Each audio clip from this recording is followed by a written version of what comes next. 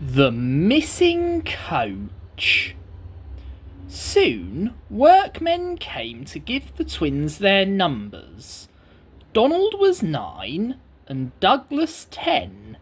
When the men went away, they were left alone in the shed. "You may ha' noticed, Dougie, that young Pent has forgot something." "What did they forget?" "The Pent had brought no numbers or no tenders, but they put that on us." Donald winked broadly at his twin. "You mean," grinned Douglas, "that we can?" "Just that," chuckled Donald. "How'd you wished? Here's the inspector." "Now 9 and 10, smiled the inspector. "Here's Duck. He'll show you round before you start work." The twins enjoyed themselves and were soon friends with Duck. They didn't mind what they did. They tackled goods trains and coaches easily. For once, the twins had shunted them. The trucks knew better than to try any tricks. "We like it fine here," said Donald. "That's good," smiled Duck. "But take my tip. Watch out for Gordon, Henry and James. They're sure to try some nonsense." "Aye, dinna fash yourself," chuckled Douglas. "We'll soon settle them." Donald and Douglas had deep-toned whistles. "They sound like buses," said Gordon. "Or ships," sniggered Henry. "Tugboat Annie," laughed Gordon. "Ah!" Donald and Douglas cruised quietly up, one on each side. You wouldn't it be making fun of us, what you knew?" asked Donald. Gordon and Henry jumped. They glanced nervously from side to side. No," said Gordon. No, certainly not," said Henry. "That's fine," said Douglas. "No, just mind the boat, both of ye, and keep it that way." And that was the way Gordon and Henry kept it. Every day, punctually at 3:30, Gordon steams in with the express. It is called the Wild Nor'Wester, and is full of people from England, Wales and Scotland. There is also a special coach for passengers travelling to places on Thomas's branch line. When the other coaches are taken away empty, engines have to remember to shunt the special coach to the bay platform. It does not wait there long. Thomas, with Annie and Clarabelle, comes hurrying from the junction to fetch it. Thomas is very proud of his special coach. One afternoon, Douglas helped Duck in the yard, while Donald waited to take a goods train to the other end of the line.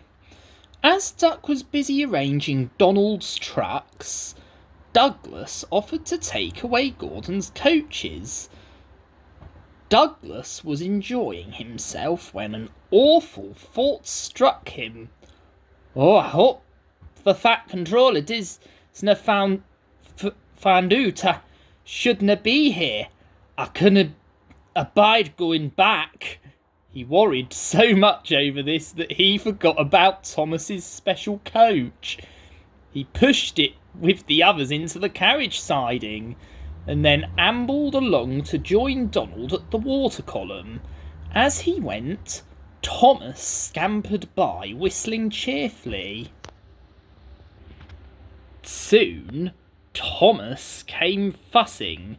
"Where's my coach?" "Coach?" asked Donald. "What coach?" "My special coach that Gordon brings for me. It's gone. I must find it," and he bustled away. "Lush sakes," said Douglas. "I'm on stored the special coach with the others." Did you say that?" exclaimed Donald's driver. A mob of angry passengers erupted from the siding. "They're complaining to the Fat Controller. He'll be coming here next." "No, listen," said Douglas's driver. "We'll charge tenders. Then away with you, Donald, and take your goods. Dinner for your booters. Quick now, as I say." The Fat Controller and 3 passengers walked towards them, but Donald, with Douglas's tender, 10, was out and away with the goods before they came near. Douglas and his driver waited with innocent expressions. "Ha," said the Fat Controller. "Number 9. And why have you not taken the goods?" "My tender is away, sir." The driver showed him the tender still uncoupled.